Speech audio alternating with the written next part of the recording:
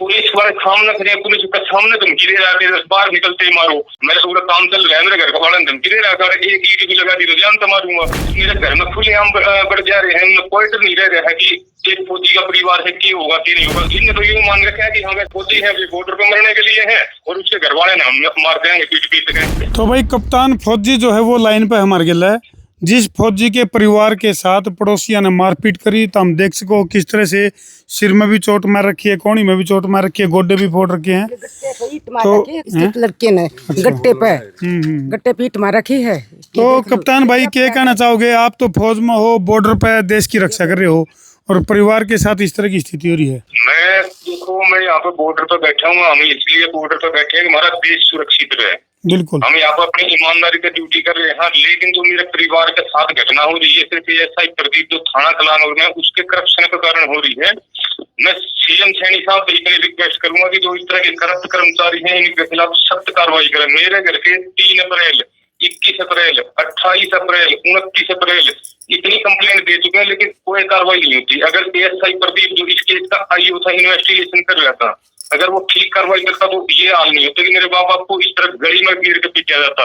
इसलिए इनके अपराधी प्रवृत्ति इतनी बढ़ चुकी है कि मेरे घर में खुलेआम बढ़ जा रहे हैं, उनमें कोई नहीं रह रहा है कि एक फौजी का परिवार है, क्या होगा क्या नहीं होगा। एक पुलिस वाले सामने खड़े हैं, पुलिस के सामने धमकी दे रहा है, बाहर निकलते ही मारो, ज्यादा से ज्यादा क्या होगा, चालान होगा। एक धमकी दे रहा है कि मैं जानता एक मेरा पूरा काम चल रहा है, मेरे घर का वाला धमकी दे रहा है, एक ईट भी लगा दी तो जानता मारूंगा।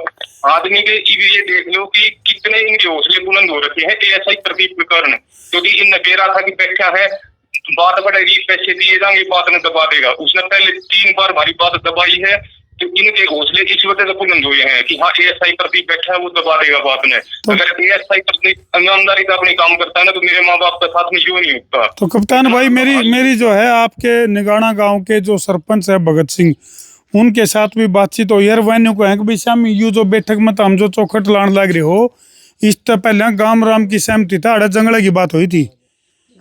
मेरे गांव का सरपंच भगत राम ये कह रहे हैं कि गांव राम में ये जंगले की पंचायत होती है। मेरे द्वारा सरपंच की रिकॉर्डिंग पड़ी है, सरपंच ने मेरे तो यह बात कही है कि यो गंदा आदमी है, बात मानने का नहीं, हम थाने में चले जाओ, कानून का सहारा लो। अच्छा। आज भगता सरपंच ये कह रहा है कि पंचायत ने ये बात सहमति हुई है, मैं सरपंच की बात मान लूंगा, पर सरपंच ने कोई भी इस तरह की लिखित फैसला दिखा दे कि हमने जो फैसला करा है।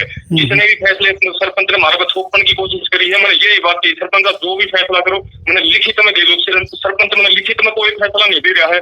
सरपंच किस बात कर रहे हैं, गांव का प्रधान है, वो एक है गांव का, उसने लिख रहा है कोई भी फैसला दे रहा है, वो लिखित में क्यों नहीं दे रहा वो हमने। हम प्रशासन तक थाने से भी कोई भी फैसला होता है क्या मौखिक में कोई मान्य होता है? ठीक है, बहुत लिखित में वैल्यू होती है। सरपंच मैंने कही है भाई, जो भी अगर जो भी फैसला करवा रहा है तो तू लिखित में दे दे। लिखित में सरपंच फैसला नहीं दे रहा है, तो उसने किस बात कर रहा है, या तो वो गलत कर रहा है या तो लिखित में नहीं दे रहा है। इसका गिला गिला कप्तान भाई जो सरपंच साहब का कहना है कि भाई अपना जो यू घर है इसका चौकुर 3-4 दरवाजे हैं, तो उनका बोले और दरवाजे का क्या करोगे, इतने दरवाजे पहले लग रहे हैं। ठीक है, मैं पीछे के बंद कर दूंगा, ये दोनों लगन जो मेरे, मैं पीछे के बंद कर दूंगा दोनों। सरपंच साहब ने उन 2 दरवाजे दिक्कत है, मैं तो बंद कर दूंगा, सरपंच की बात मान रहा हूँ मैं। ठीक है, मैं बैठक का दरवाजा लगा रहा हूँ, फिर मैं पीछे के बंद कर दूंगा, कोई दिक्कत नहीं है। मैंने पीछे तक के दरवाजे मैंने क्या करना, पीछे वाले दरवाजे का। चलो फौजी साहब, हम लग रहे हैं इसका पड़ताल करना, और माहौल को थोड़ा सा शांति के लिए आप अपने माँ बाप ने भी उनको थोड़ा कूल रहे और आराम से। माँ बाप बिल्कुल कूल है, ये अब घर के अंदर घुस के मारना, तो अगर ये एग्रेसिव होते हैं तो उनकी इतनी हिम्मत होती है कि एक बुजुर्ग आदमी के घर में मार के चले गए। इनने तो यूं मान रखा है कि हमें फौजी है, बॉर्डर पर मरने के लिए है, और उसके घर वाले ने हम मार देंगे पीट पीट के। तो इसकी शिकायत आपने कर रखी है?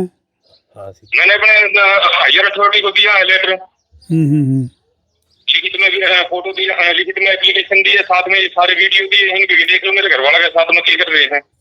चलो ठीक है कप्तान भाई, मेरे घर वाले सुरक्षित नहीं रहेंगे तो मैं किस तरह ड्यूटी कर पाऊंगा यहाँ पर? ना बिल्कुल बिल्कुल बिल्कुल, देश की रक्षा, जब परिवार की रक्षा नहीं हुई तो फिर बॉर्डर पर किस तरह से, बिल्कुल ये बात मैं समझ सकूं।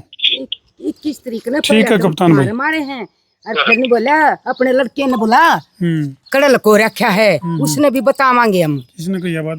या कही सुखबीर ने, सत्यनारायण के लड़के ने, बीच वाले ने अपने लड़के ने बुला ले, कड़ल कोरी है। चलो भाई, फिलहाल जो है इन तस्वीरों पर छोड़कर मैं धरती जान लग रहा हूँ और मामला बिल्कुल जीएसटी की तरह उलझ गया है। किस तरह से सरपंच साहब ने अपनी बात रख दी है और जो पीड़ित पक्ष है यानी कि फौजी और फौजी का जो परिवार है इन अपनी बात रख दी है और कलान और थाना के ऊपर भी आरोप प्रत्यारोप लगाए हैं। तो हमने क्या लगे इन आरोपों में कितनी सच्चाई है कमेंट सेक्शन में जरूर लिख दियो। लेकिन एक बात फिर कहेंगे, अगर भाई किसी का गिला भी अन्याय नहीं होना चाहिए, जो भी इसमें कसूरवार है उसको कड़ी से कड़ी सजा मिलनी चाहिए। कर दो वीडियो ने शेयर। मैं हूं तारा देसी पत्रकार धर्म।